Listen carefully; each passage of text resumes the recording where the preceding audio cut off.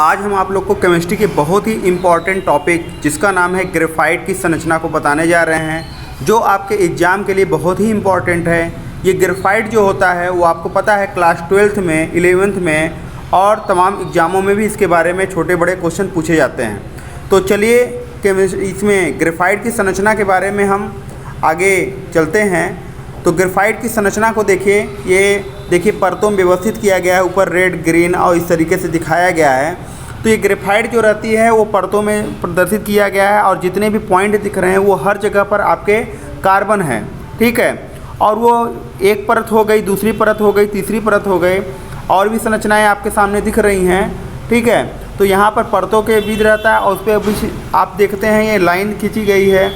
तो वो जो लाइन रहती है वो एक दूसरे परत को बांधे रहती है और ये बहुत ही कमज़ोर अट्रैक्शन बल के द्वारा बांधे रहते हैं। इस अट्रैक्शन बल को हम वान डेर वाल बल कहते हैं। तो ये ग्रेफाइट की संरचना है। डायग्रामेटिक रिप्रेजेंट कैसे किया जाता है वो ये दिखाया गया है इसमें।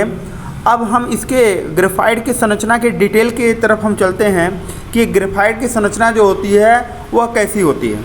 तो देखिए ग्रेफाइट की जो संरचना होती है वह षटकोणीय होती है, यानी हेक्सागोनल स्ट्रक्चर होती है। अगर आप इसको दूर से देखते हैं तो आपको मधुमक्खी के छत्ते के समान ये दिखाई देगा ना। और ये जो आपकी हेक्सागोनल स्ट्रक्चर होती है, षटकोणीय संरचना होती है ना, उसमें हम ये देखते हैं कि जो संरचनाएं बनी हुई हैं वह कार्बन का ये क्रिस्टलीय अपर रूप होता है। कार्बन का क्रिस्टलीय अपर रूप है, यानी इसमें जो संरचनाएं रहती निश्चित रहती है। देखिए अपर रूप जो वर्ड आया हुआ है, अपर रूप किसे कहते हैं? जब कोई तत्व एक से अधिक रूपों में पाया जाता है तो इसे हम अपर रूप कहते हैं और इस गुण को अपर रूपता कहते हैं। और आपको पता है कार्बन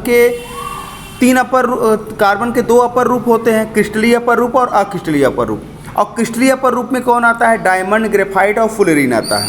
तो ये ग्रेफाइट क्या होता है? कार्बन का क्रिस्टलीय अपर रूप होता है, जिसकी संरचना कैसी होती है जो आपने पढ़ा, हेक्सागोनल स्ट्रक्चर होती है। देखिए कार्बन क्या होता है आपको पता होना चाहिए। कार्बन अधातु है और ये ग्रेफाइट जो है वो भी क्या है? अधातु है।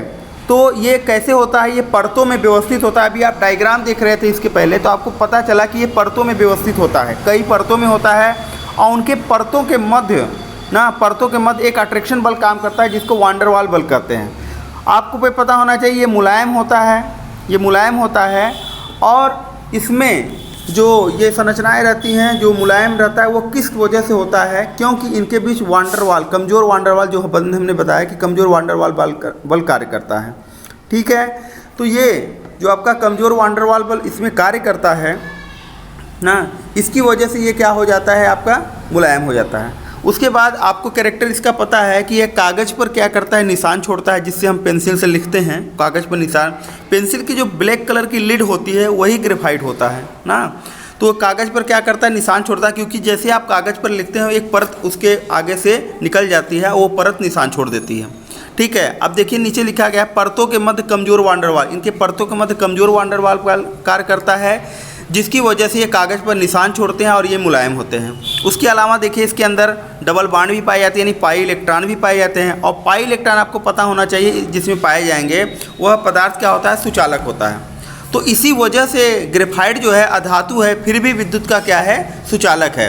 और इसी वजह से सुचालक होने की वजह से ये कार्बन एनोड की तरह कार्य करते हैं, कार्बन एनोड के रूप में यूज किए जाते हैं, ठीक है। अब अगर इसके उपयोग के बारे में हम देखते हैं कि इसका उपयोग कहाँ किया जाता है, तो ग्रेफाइट का उपयोग पेंसिल की लीड में और ग्रेफाइट एनोड बनाने में किया जाता है, ठीक है। पेंसिल की लीड और ग्रेफाइट एनोड के रूप में इसका प्रयोग किया जाता है। तो इस तरीके से हमने ग्रेफाइट के बारे में कई चीज़ें जानी, उसकी संरचनाओं को देखा, उनके बारे में डिटेल हमने जाना ग्रेफाइट के बारे में। तो ये जो आपका टॉपिक है, हमने फिर से बता रहे हैं कि ये बहुत ही इम्पॉर्टेंट टॉपिक है और ये टॉपिक जो है ये लगातार एग्ज़ामों में पूछे जाते हैं। इसके कई क्वेश्चन इसमें, अगर ये आपको तैयार हो जा रहा है तो इसके कई क्वेश्चन आप बहुत अच्छे से हल कर सकते हैं। और एग्ज़ाम में जो आपका एक नंबर है वो आपको उस नंबर को आप पक्का कर सकते हैं, आपको उस नंबर ज़रूर मिलेगा। तो इसी तरीके से इन्हीं टॉपिक को आई होप ये टॉपिक आपको बहुत अच्छे से समझ में आया होगा। तो इसी के साथ वीडियो को समाप्त करते हैं। Thank you. जय हिंद।